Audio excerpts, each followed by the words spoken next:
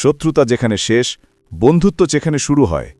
আর এই মহান শিক্ষা আমাদের দিয়েছেন যিনি ছিলেন রহমতুল্লিল আলামিন নবী মোহাম্মদ সাল্লাল্লাহু আলাইহি ওয়াসাল্লাম। আজ জানব তিনি কিভাবে শত্রুকেও বন্ধুতে রূপান্তর করতেন। তায়েফের ঘটনা মনে আছে?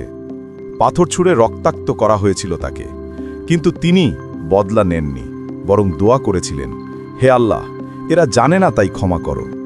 এই উদারতা শত্রুর হৃদয়েও আলো জ্বালায়। এক ইহুদি প্রতিবেশী প্রতিনিয়ত নবীজিকে কষ্ট দিতেন। একদিন অসুস্থ হয়ে পড়লে নবীজি সাল্লাল্লাহু আলাইহি ওয়াসাল্লাম তাকে দেখতে গেলেন। সেই ভালোবাসায় তিনি ইসলাম গ্রহণ করেন। নবীজির আচরণ ছিল এমন যা শত্রুর চোখে জল এনে দিত। তিনি কখনো কাউকে অপমান করে দাওয়াত দেননি। যুক্তি, উদারতা ও ভালোবাসা দিয়ে মানুষকে সত্যের পথে ডাকতেন।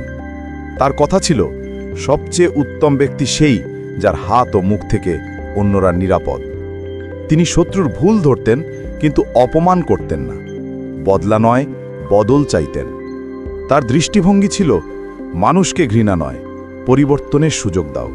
তাই তার শত্রুরাও একদিন হয়ে উঠেছিল তার সবচেয়ে বড় অনুসারী। নবী আমাদের শিখিয়েছেন, ভালোবাসা, ক্ষমা ও সদাচরণ দিয়ে শত্রুকেও বন্ধু বানানো যায়। আজকের সমাজে এই শিক্ষাই সবচেয়ে জরুরি। চলুন তার পথ অনুসরণ করি। ভিডিওটি ভালো লাগলে শেয়ার করুন, আর সোশ্যাল ইকোবিডি অথবা গ্লোবালের সঙ্গে থাকুন সত্য ও মানবতার আলো ছড়াতে।